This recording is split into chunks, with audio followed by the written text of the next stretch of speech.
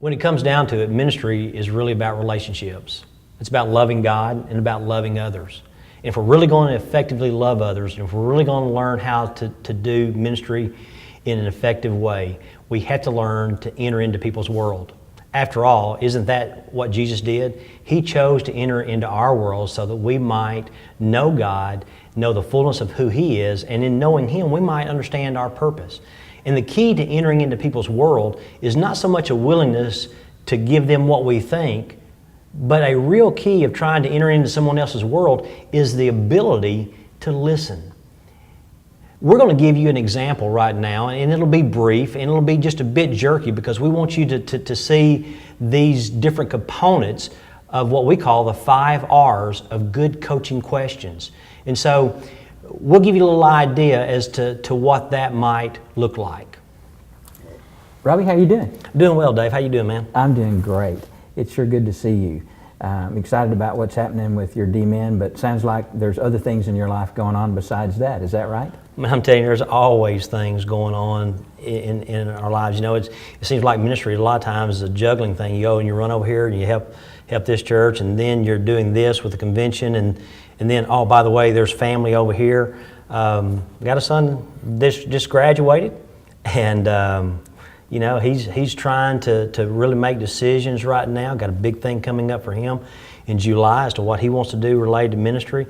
Have an older son who's 25 who is taking us one step closer to grandkids. That's great. They're getting, I'm telling you, they're getting married in December, and so we're excited about that. And Hannah moves into high school, so a lot of different things going on. Well, that's pretty neat. So it sounds like Josh is ready to go to college. Is that true? Yeah, that's part of the big decision that he has coming up. He's at a point now to where there's a thing that he can do to where he has a real interest in welding. And he's really kind of looked at what does it mean to be called to ministry, but yet is that a call to a full-time Christian service, or is God calling me to be a godly man in a work world in order that he might still be a witness and be a connector? And so right now he's just really kind of seeking out what God would have him to do. And this coming month he's got a big decision with a welding group that he's a part of, and I think he's won about 460 applications. Wow. And so if he gets that, then he goes this direction and goes and is involved in this college arena.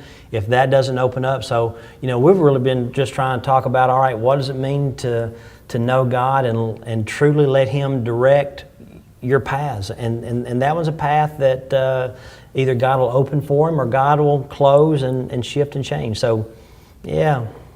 Well, it's fun when you see it happening in your children too, but it's still working in our own lives, and so I'm glad we get a little time to talk about your D-Men today. And it's about time.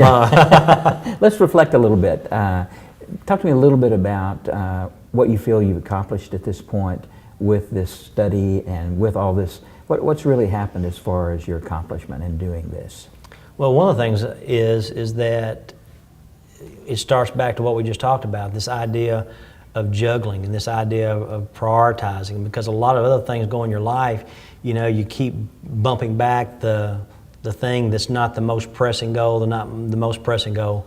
And after having worked on a D-Men much longer than one's supposed to and continuing to pay tuition in those times, my wife has moved that up to where it's become a real priority. Dr. Turner has moved it up to where it's a real priority.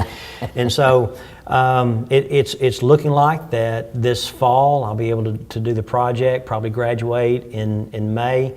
I've got 3 chapters, which makes up the proposal, and I've got a half of the 3rd chapter to edit to get it off to a reader, so the reader then can show me how I don't understand the English language and, you know, passive and verb tenses and agreements and all those kinds of things. And so that's where I am. But it's because that, I mean, we started at the same time. You've had yours for, I mean, quite a while. Yeah, you've had yours for quite a while. But I do appreciate the fact that you're always there as we started this thing to say, all right, look, we're going to kind of keep tabs on one another. We're going to kind of see how things go, and you're going to kind of help, you know, prod along. And I appreciate your gentle prodding at times. And this right here is a gentle prod. There are probably other times off camera when it hadn't been quite so. That's right. Yeah, sometimes it's a little more of a kick. Yeah, a little more kick, not quite as gentle. Yeah. Well, encouragement is sometimes put your arm around a person, sometimes kick them in the seat. But the bottom line is it's you focusing on what you believe God wants you to do. Right. And helping get you to that point where we can encourage you in that level. And so, but I'm thrilled for you. I think this is a goal you want. So let's try to refocus here just a little bit. What are 2 or 3 things that need to happen for you to really bring this project to completion now? One thing is that I've got to edit probably about 30 pages of biblical rationale. Once I get those 30 pages edited, I then send it to a reader who reads it that's unaware of what the project is, so that they can have a better understanding of, does this make sense, does it have flow? Because one of the challenges that I have is that I know it up here, and these things like transitions, I tend to jump around a lot anyway, and so not everybody's always going where I go when I write. So that's the first thing, and I think it'll be done. My goal is to have it done by the end of this month. Okay. Once I have those things done, then the next step is to send it to the committee. I have a committee that gives oversight to it, as you well know. And what they will do is that they will read it, and then they'll sign off on the project. And as soon as they sign off, they'll need about 30 days to do that. Once they sign off on it, then what it means is that this fall I'll be able to do that. And because of our work schedule around here, and just the going and those kinds of things, I'm going to give myself plenty of time on the backside to write it, so that I'm not just pressured. Well, let's talk a little bit about, and you kind of alluded to this, what's it going to take for you to get there? What are some resources you need? It sounds like you're going to need to make sure you give a little space with your time. Right. You're probably going to give some time, get some things on the calendar. What are some resources that will help you get this done? Well, once again, it goes back to some of the off-camera conversations that you and I have had, from the standpoint of saying, all right, now, tell me, Robbie, what are you doing this week related to that? And a part of that is looking at, all right, how do I schedule time? What does that look like? And whether it's our work, your work, or somebody else's work, I mean, that's the big issue of trying to maintain that focus point. So the key is making sure that I have time set aside to bring that to just bring it together. Great. Well, I know you're busy. Let's see if we can bring this to closure and kind of review some of this. And okay.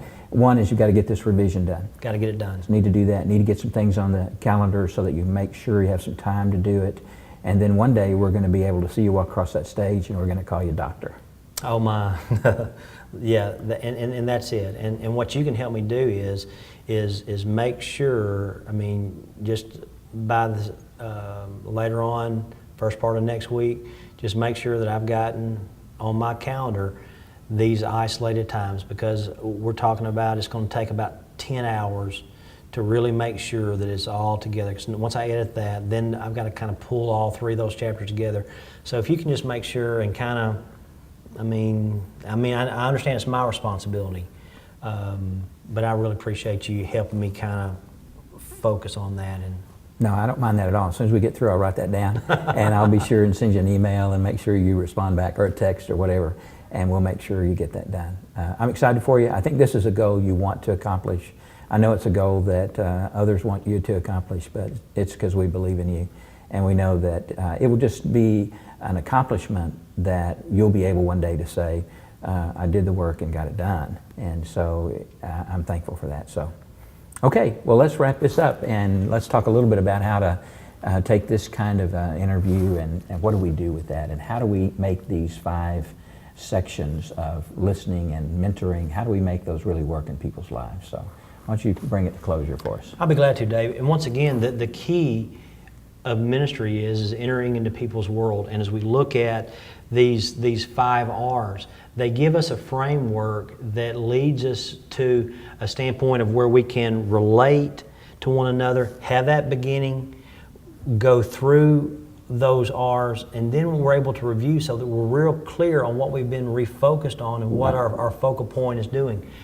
Here at the convention, through our Kaleo ministries, we would be more than delighted to help you, give you further information and or training related to how you can become an effective coach, one who's willing to come along beside another person and help them go to where God's directing them and leading them. If you'd like more information on how to do that, you can contact the Arkansas Baptist State Convention at 1-800-838-2272. And you can talk to the collegiate department, or you can talk to the missions ministries team, or you can talk to the mission support team or evangelism church growth team. You see, we're all in this together because ultimately our purpose is to raise up leaders to make a kingdom difference, not only here in Arkansas, but literally around the world. Right. Once again, if we can help you, we'd be glad to.